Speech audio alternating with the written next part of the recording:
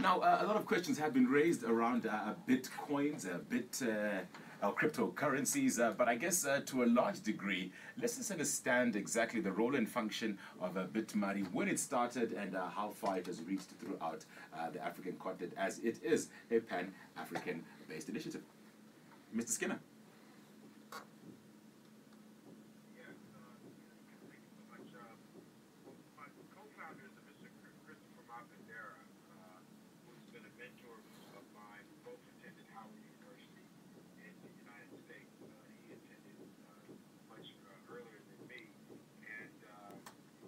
First one to introduce me to Zimbabwe back in like 2007. So I've been coming back and forth to your country for now about over 10 years. Kind of time goes by fast. And we worked on different projects from ethanol to cotton and different things. And one of the things that was always hard was to get money out of your country, to get money into the country. And I do apologize for the horrible sanctions that my country has against your country. When I people that we have sanctions against Zimbabwe, the first question they ask is, what did Zimbabwe do to the United States? And of course I say they've never done anything. But we looked at technology as a way to make the changes in the world as opposed to politics and other things. So we think leveraging the blockchain technology to help with moving money into the country could be a way that we can be helpful, not just in Zimbabwe, but if you look out throughout the whole continent, Africa has the highest remittance fees to any continent in the world. Mm-hmm. Mm-hmm. Oftentimes, the press likes to focus on Zimbabwe. Most African countries and most places where you have black people, they're facing very much the same struggles all over the world. So we thought that we could use this technology to ease the friction in us moving money and lift the burden of these high fees on our people, and use this technology. That's it, and of course, fully appreciating the role that your co-founder played, that being Mr. Mapondela. Now, BitMari rather, being an extension of the use of cryptocurrency, you managed to engage your local partners here in the agro-based industry, that being AgriBank, and this was to at least ensure that you had a wider network reach. But as you highlighted earlier on, diaspora remittances have become a crucial economic development driver for Zimbabwe, with $118 million coming in the first quarter of 2018. But a lot has been said about Bitcoin itself. Tell us a bit about the value and how receptive it has been in the local market, that being Zimbabwe. Well, first of all, in your country, and this is when we talk to investors, and I think this is key, when we talk to investors, we say, your country in 2009, when they had an extreme crisis of hyperinflation, they did something more innovative than any other country, be it the United States, Brazil, Greece, or Germany even during the Second World War. Is your country? Yeah, well, I mean, it's so many right now. They just don't put it in the newspaper like they put Zimbabwe in the newspaper. There's financial crisis right now in every place in the Middle East, in Russia. You go to Russia, it's a developing country outside of the major cities. But what y'all did was create a multi-currency regime. And you said that, why are we going to keep printing this money when at the end of the day, we really need to stop printing the money and really use these other currencies. And what people don't really realize is that none of the currencies in Africa are worth anything. What you guys did was so progressive and future-looking. At the end of the day, a person in Malawi doesn't want a kwacha. A person in Angola doesn't want to keep a kwanzaa. Or Egypt, the British, the Egyptian pound. Most African currencies, if not all of them, are manipulated and used for European economies. They really, no one wants to use an African currency to store value. So when people talk about how they had money in the banks in Zimbabwe and they lost value, every African country has gone through that same situation, save for maybe the Rand in South Africa, which again is still controlled by Europeans. They just happen to be Europeans, they call themselves African. So in a real way, if you look at the continent, Zimbabwe said, look, instead of us being manipulated with our currency, we'll use other currency. So when we talk to investors, we say that the Zimbabwean sophistication with currency creates an environment where they will be very good at understanding how to adopt new methods. And we say that in a way that says that a 10-year-old child in your country knows the difference between 100 Rand and $100. I had to go to college to learn Forex. So sophistication in Zimbabwe, and I think one of the biggest issues that you guys have is that you guys have a glass half empty agenda. You guys tell your story so poorly, you make it seem like it's backwards, when in many ways what you guys have done is really remarkable, resourceful, and has shown a level of innovation that other people would envy if they knew the truth about Zimbabwe. Right. We're doing, we engaged Agribank, who, again, with their focus being the local economy, we said, look, we wanted to empower the local indigenous financial institutions to be able to compete with these international companies like Barclays. If you look at Barclays, and of course they've pulled out of Zimbabwe, but if you look at these large international European companies, if you look at how they got their beginnings, they actually began from Africa. They were some of the leading players in the colonial systems that exploited and extracted and stole wealth. If you try to create a Barclays today, you would have to commit crimes against humanity. You'd end up in The Hague. So what we say is, instead of trying to be like these international conglomerates, how can we empower local financial institutions to be engaged in cross-border transactions? Approached Agribank, they were willing to listen, and we worked with them, and we were able to get approval to use Bitcoin to facilitate these cross-border transactions. Country, Zimbabwe, the transactions are in USD. We provide a float of USD cash, and the recipients receive their funds in Zimbabwe as USD. Now, your members of the diaspora are able to use Bitcoin and multiples of different methods to send the money. So what we've done is created a system where you can use cryptocurrency to send money to Zimbabwe. And this is the first time it's ever been done. And again, Zimbabwe has led the way in innovation. Now, as it relates to cryptocurrency in your country, your Reserve Bank has not approved that or deemed that to. That's it. So BitMari, we have a referral program. So we give people Bitcoin outside of your country if they refer somebody. So you got a Zimbabwean in Dallas, Texas, and they want to refer somebody. We give them a percentage of the fee. We charge some of the lowest fees in the industry, and we give a percentage of that, 20% of that fee to the referral person, and they get paid out in Bitcoin. Right. In your country, we have to pay the people out in USD. Because, again, in your country, your Reserve Bank has not approved it. So every country in the world has different stances on cryptocurrency. Some are more liberal, some are more conservative, some are trying to do a wait and see. So I would say Japan is probably the most innovative. I mean, they've accepted it as a currency. In the United States, there's still issues with cryptocurrencies and restrictions, as well as in your country. So there's different levels of this. But what we tell people is all we need to know is what the rules are. Right. And has the right to determine what their laws are. And all we want to do is be lawful and provide a service that people are willing to pay for at the right price. We don't want to be a predatory capitalistic model like you've seen in many of these places.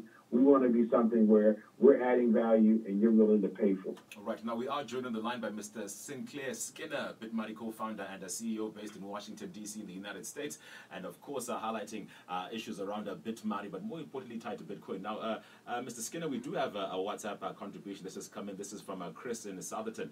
Chris says, how does one get or buy Bitcoins or any cryptocurrency? As a matter of fact, what are the restrictions of purchasing locally, and how is its value measured? Now, I do want to just slight that question more towards how you've made Bitcoin valuable here to individuals in Zimbabwe. I know you did speak about the referral method and how it can also be tied into agro-based initiatives.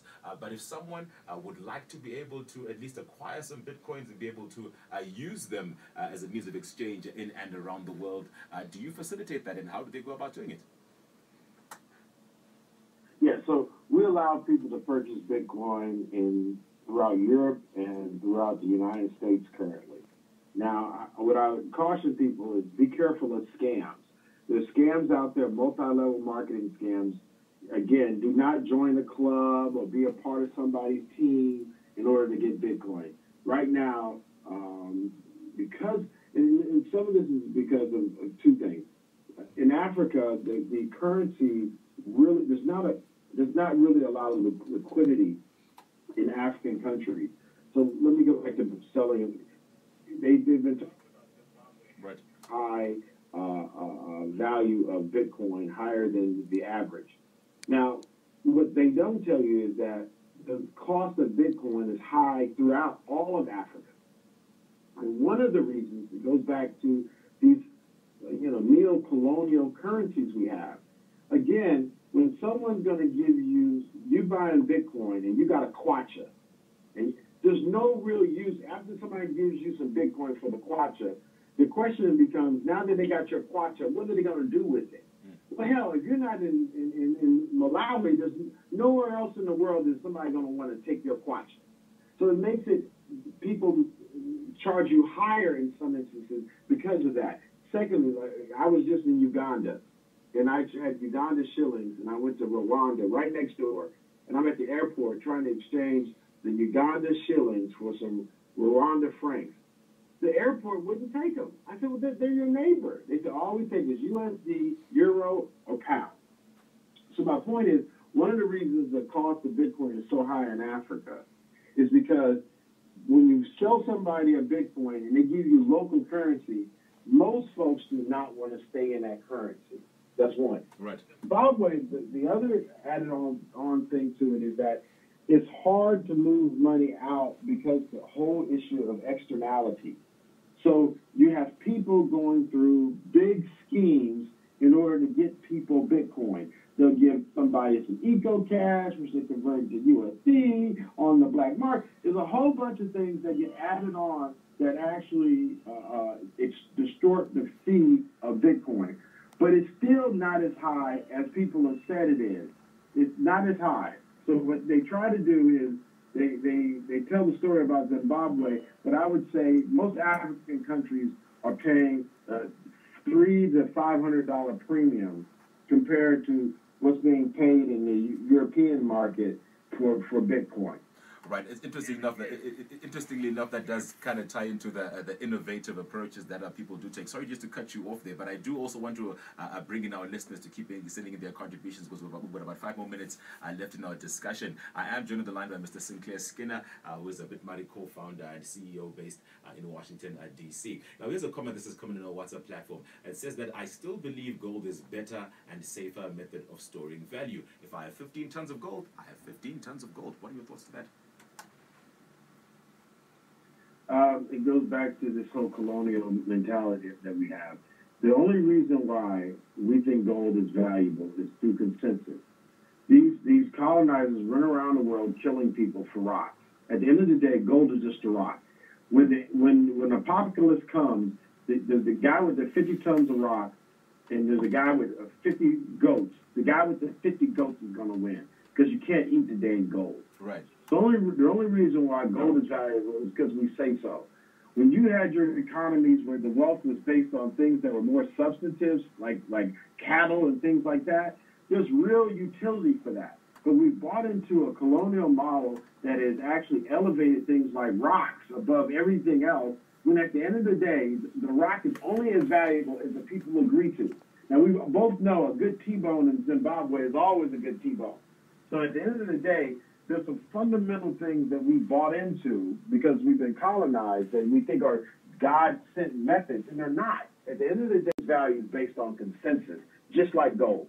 People have agreed to give you USD for this Bitcoin. That's the only reason. If they change their mind and then the market goes down, then it's going to change. But as long as there's more people trying to buy Bitcoin than those who are willing to sell, the price is going to go up. If there's more people trying to sell Bitcoin than people trying to buy, the price of Bitcoin is going to go down.